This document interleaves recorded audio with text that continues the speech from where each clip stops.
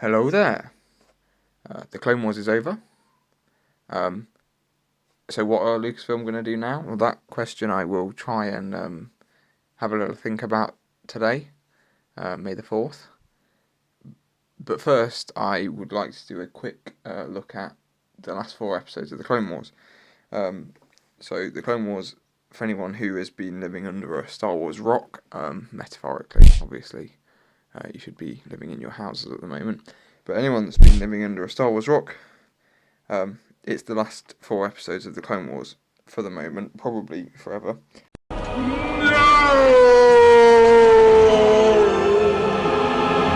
Like most people, I thought it was great. I have very little criticism. Why was it great? Well, it follows characters we love over a period of time that is very important for Star Wars, and very influential for almost all the characters involved. So already on the table, before they even made the episode, they had the kind of pieces. So Order 66, they had Rex and Ahsoka, that they just needed to fit together in a nice story.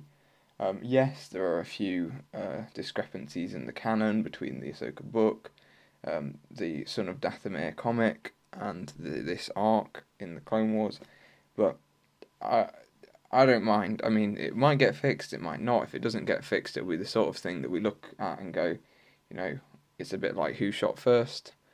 It might get fixed, they might retcon the books, they might rewrite parts of the books to change up how the canon quite works, and if they do, great. If they don't, that's fine too. Just in my opinion. If you think otherwise, obviously tell me. And before we go any further, there will be spoilers for the Clone Wars in general. If you have not watched the Siege of Mandalore and you want to before finding anything out, click off the video, watch that arc, come back and like the video, okay? And if you have watched it, just like the video, yeah? Because if you haven't seen it, you really should have seen it. I mean, that arc is 500 times better than this video. And I'll let you decide how good that is. One of the things I wanted to go over is how kind of neat the arc wraps itself up, because there's going to be a lot of people talking about kind of the action, there'll be a lot of people talking about the story of Order 66 and the like, but I want to just quickly talk about, before we go into the kind of main topic of the video, that final scene with Vader on the planet that Ahsoka and Rex were on. So Ahsoka buries a load of the clone troopers that executed Order 66 and were killed in the crash of the Star Destroyer. So she buries them, and then she leaves her lightsabers. In the Ahsoka novel, it says she leaves her lightsabers to try and make it look like she was also buried, so she can basically live off the radar of the Empire. So they think she's dead, which obviously works for a bit because no one comes after her for a while. In the Ahsoka novel, one of the Inquisitors eventually does come after her, but that's another story. The arc starts with Anakin giving Ahsoka her lightsabers back, and it ends with Darth Vader picking up the lightsabers, igniting it. It's got the blue blade, and then it ends. The fact that it's almost Ahsoka saying goodbye to that life for the time being. She comes back, but and what does Vader think? We don't really know. I mean, in Rebels, he's heard rumors that she's alive, but he's not sure. I'm sure there'll be loads of theories about what Vader is thinking and the like in that time. But anyway, how about we talk about what the actual video is supposed to be about? Because that would be a good thing to do. So now on to the topic the video was supposed to be about, which will probably end up being shorter than the other part that I've just talked about. But Oh well. I would probably quite safely say the next thing that Star Wars, Lucasfilm Animation are going to work on is quite probably a sequel show to Star Wars Rebels. It only makes sense for a couple of reasons. They know there is demand for it, so they know people would want to watch it. They already have some of the character models, which would help. Would help them speed up that process. I'd imagine they're quite probably already working on that. Um, Also, it's still kind of Ahsoka's story. Ahsoka has been in, well, two of the three Lucasfilm Animation projects. The two bigger ones, she has been one of the main characters. So using her to make sure that people enjoy the series seems to make sense. Um, so what else could I see them exploring in animation?